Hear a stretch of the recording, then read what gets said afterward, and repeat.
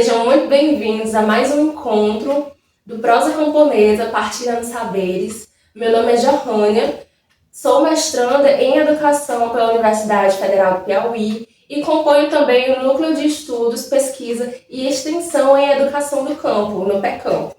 O NUPECampo tem construído essa iniciativa com o propósito de compartilhar pesquisas, socializar saberes na área da educação do campo.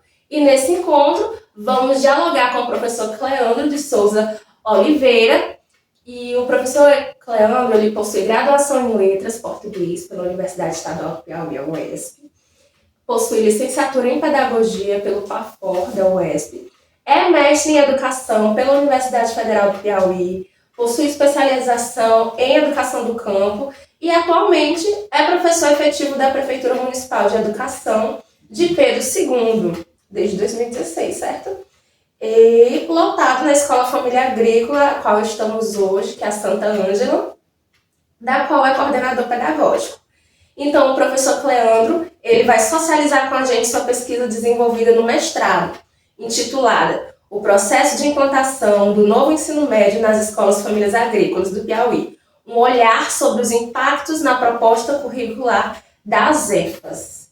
Esse tema é bem interessante. Então, professor, nos conte um pouco da sua experiência na Escola Família Agrícola Santa Ângela. Olá, Johannia, tudo bem? Telespectadores. A gente tem um trabalho aqui na Fundação Santa Ângela desde o ano de 2013.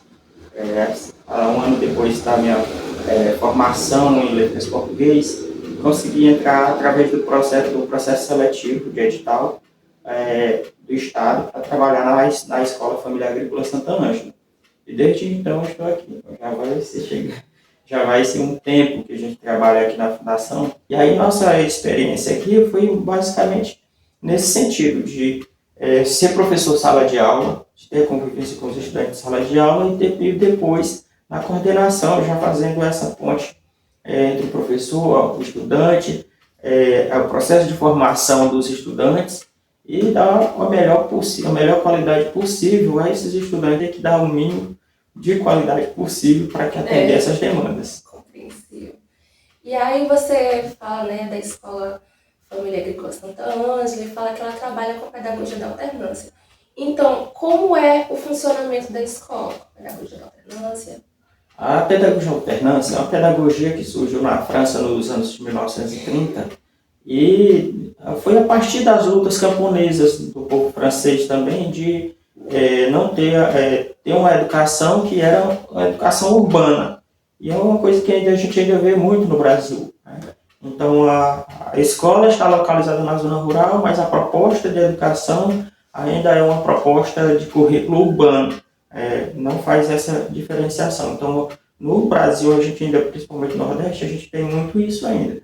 E a pedagogia da alternância, ela faz essa proposta de momentos alternados em que o jovem fica na escola, aprendendo os conteúdos teóricos, ao qual ele precisa compreender, e ele vai para casa, para o meio socioprofissional, onde ele pode aplicar esse conhecimento que ele aprendeu na escola, fazendo um diálogo com o conhecimento que a família já tem, melhorando assim suas práticas lá na comunidade e também levando um processo de desenvolvimento, de transformação para a comunidade, que a gente, dentro da pedagogia da alternância, existe os temas geradores, quando o estudante vai para casa, ele não vai para ficar de folga, ele não vai para ficar de férias, ele vai também com o objetivo de estudar, tem os planos de estudos, então são temáticas relacionadas à vivência desse estudante, o qual ele vai aprofundar essas vivências, ele volta para a escola, ele faz a apresentação dessas vivências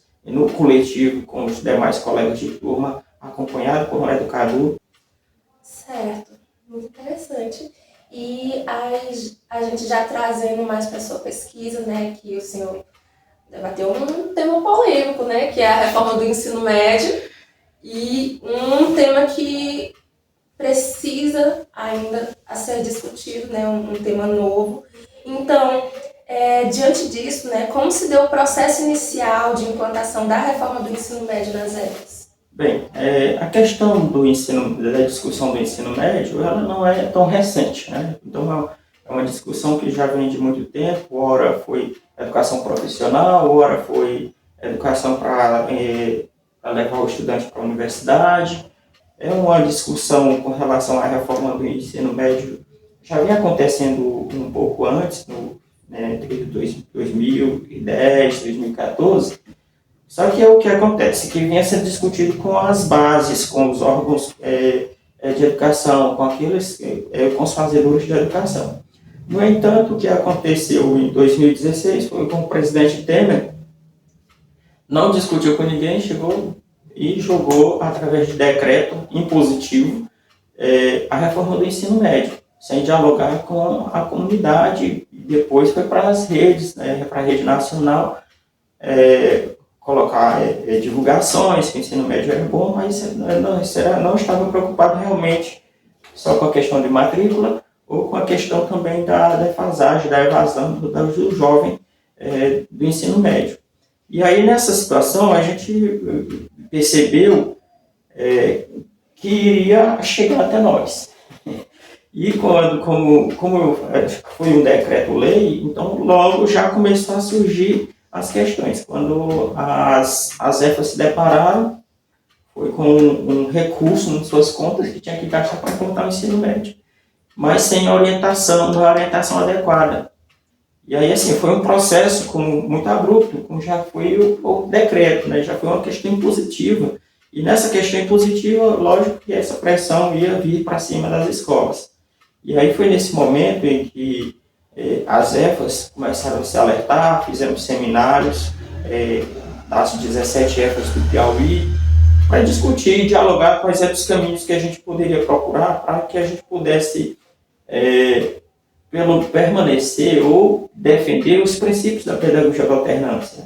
Porque o que você observa? Que a pedagogia da alternância tem dado certo. Onde ela está, tem dado certo, porque tem dado uma formação humana, uma formação social, política e educacional para esses jovens, para os jovens do campo. Porque são pessoas que já tiveram, no decorrer da sua vida, o povo do campo, os seus direitos negados.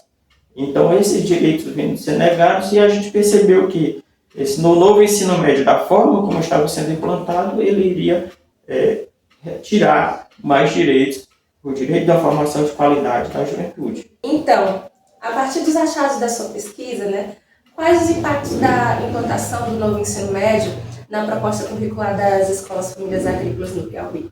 O que a gente percebeu, como eu estava dizendo, foi um processo impositivo. Então, mas embora a gente tenha feito um diálogo com a Secretaria de Estado, no momento decisório, quando a gente percebeu, já estava vindo um currículo pronto, uma grade curricular pronta.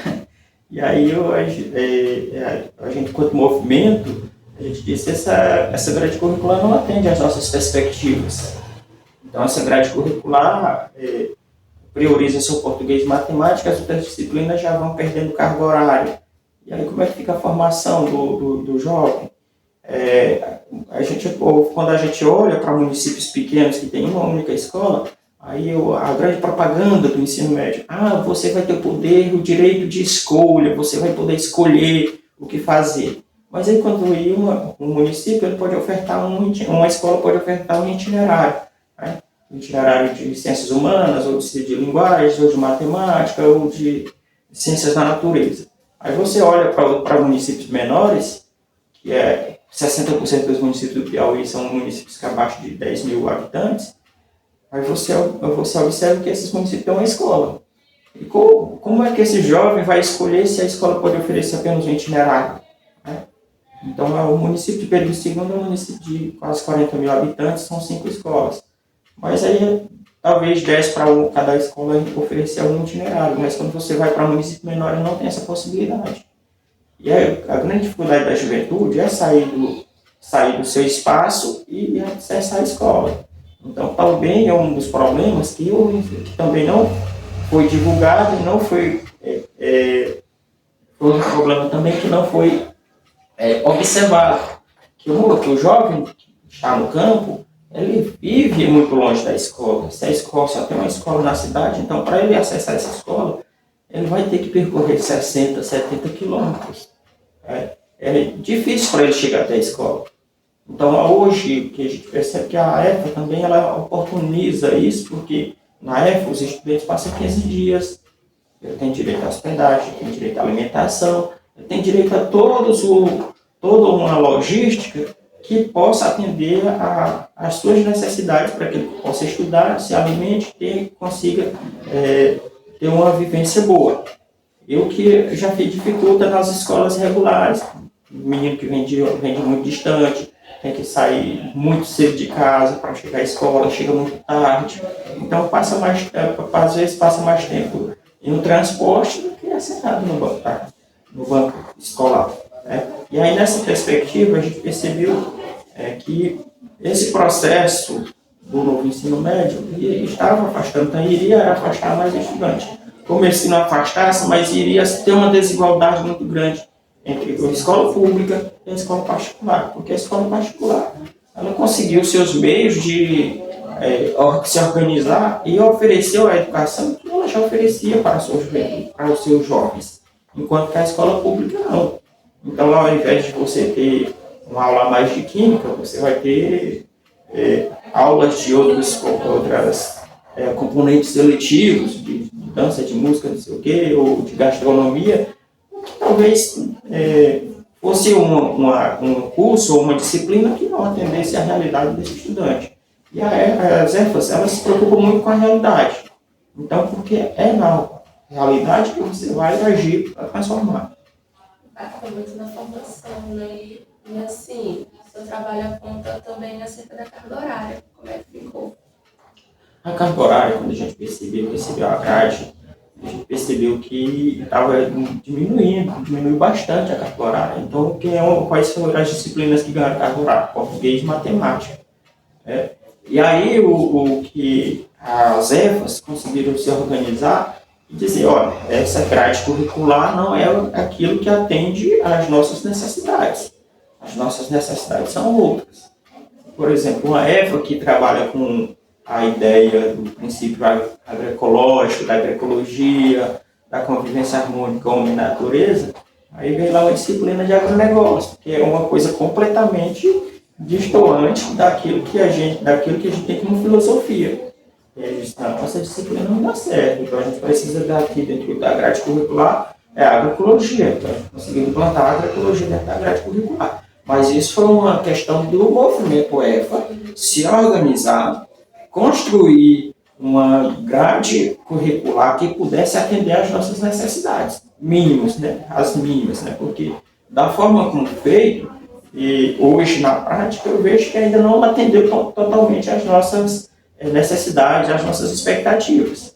E aí, nesse caso, o que aconteceu? Onde era com as disciplinas eletivas que as escolas da rede regular oferecem, aqui entrou os instrumentos pedagógicos, porque uma preocupação nossa também era garantir que os instrumentos pedagógicos pudessem permanecer. E aí eles foram para dentro da grade curricular. Então, o plano de estudo está na grade curricular, colocação comunitária, a tutoria, o serão, as visitas às famílias, que são instrumentos importantes que faz com que a escola faça esse diálogo mais aproximado com as famílias e com as comunidades. Como é que ficou os instrumentos? Os instrumentos acabaram se tornando hoje disciplinas nessa nova organização.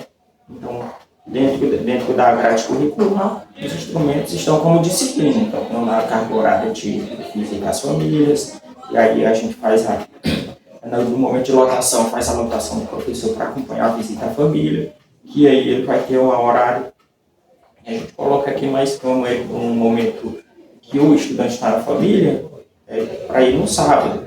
Então o estudante ele vai ao sábado visitar aquelas famílias, traz o relatório, ele tem que mensurar a presença, a frequência, tem que mensurar uma nota para aquele estudante. Assim como as outras disciplinas. Mas aí, no entanto, em um momento anterior, a gente tinha 3 horas de carga horária, por exemplo, para o instrumento tutoria, que é um instrumento pedagógico importante, que é um momento em que, dentro que é um outro diferencial das EFAs, é que cada estudante é acompanhado individualmente por um educador. E esse educador vai verificar como está o processo dos cadernos de acompanhamento, são os cadernos que eles produzem através do plano de estudo, como é que está a questão de leitura desse estudante, a questão das notas, e faz a devida orientação.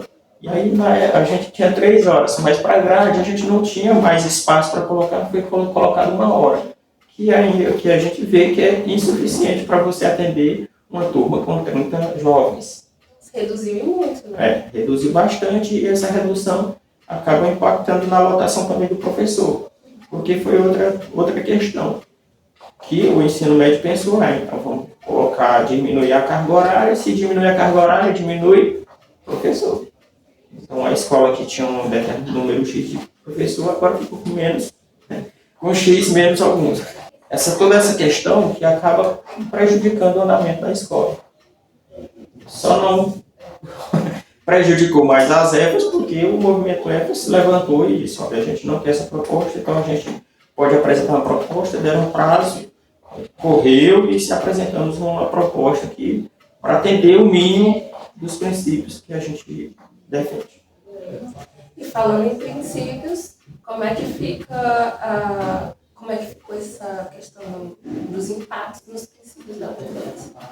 Pois é, o que nós vemos hoje em relação aos impactos, a gente conseguiu preservar os nossos princípios diante dessa luta das EFAS, porque se as EFAS não tivessem tido esse poder de organização através da EFAP, de se organizar, de dialogar, de discutir todas as escolas e dizer, olha, isso aqui não dá pra gente, porque então a gente defende o princípio da agroecologia.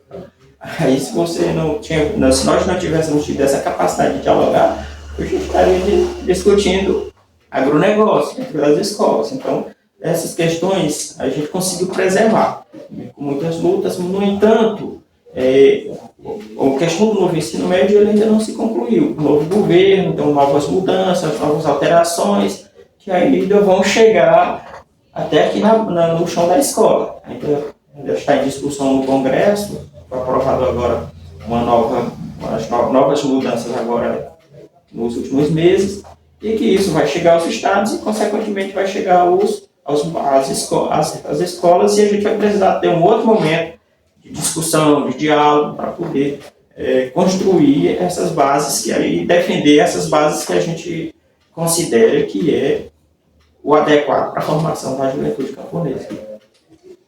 Então, na sua avaliação, quais foram os principais desafios enfrentados pelas EFAS? Qual tem sido, na verdade? Olha, hoje o que a gente percebeu durante esse processo de implantação foi mesmo essa questão da imposição, de não ter um diálogo aberto, franco, dizer, não, as EFAS é uma questão diferente, então a gente vai fazer algo que atenda à realidade das EFAS. E aí, não, o que se pensou, o que a gente observa, né, com relação a isso, que a pesquisa traz, é que se pensou na padronização da educação. Então, a educação de São Paulo tem que ser igual à do Piauí, a do Amazonas, enfim, todos têm que ser iguais. Mas a gente sabe que não dá para ser igual porque tem realidades. Cada um tem realidades diferentes. As comunidades elas sobrevivem de forma diferente. Mas aí, no mesmo momento em que prega essa padronização, abre espaço para muitas disciplinas. Uma pesquisa que a gente observa, em São Paulo tem mais de 500 novas disciplinas, além das que já tinham. E aí já é contraditório quando você diz, o ensino médio tem muita disciplina, então vamos diminuir as disciplinas. Mas aí hoje o que a gente vê muito focado dentro do ensino do estado do Piauí? É uma questão de busca para elevar o IDEB, e aí a gente vai dentro da minha pesquisa também, a gente identifica que a questão do sistema de avaliação do Brasil são os reformadores, são o empresariado que tomou a questão da avaliação para si dentro do próprio Instituto Nacional de Pesquisa. Então, foi um processo de muita luta, né? Uma luta coletiva, né? Que se buscou o diálogo, principalmente do movimento EFA, do Fórum Piauí, né? Que eu percebi no seu texto. E para finalizar, estava tão bom, né? Mas para finalizar, eu gostaria que o senhor pensasse numa palavra para descrever como foi sua pesquisa, mais ou menos nesse sentido. Minha pesquisa acho que foi muito importante, é muito importante para o movimento, né? Então, uma palavra que eu poderia dizer, talvez, enfim, não são tantas palavras que surgem, mas a gente tem a dificuldade de escolher uma, mas acho que é importante para o movimento, ou dar voz ao movimento. Pois é isso. Muito obrigada pela sua disponibilidade. Essa oportunidade da gente ter vindo aqui para o segundo foi muito oportuno e a gente aproveitou para construir esse diálogo com um tema tão interessante. Então é isso. Nos vemos no próximo encontro do Prosa Camponesa, partilhando saberes, com mais pesquisas relacionadas à educação do campo, principalmente aqui no Piauí. É isso. Obrigada por assistir.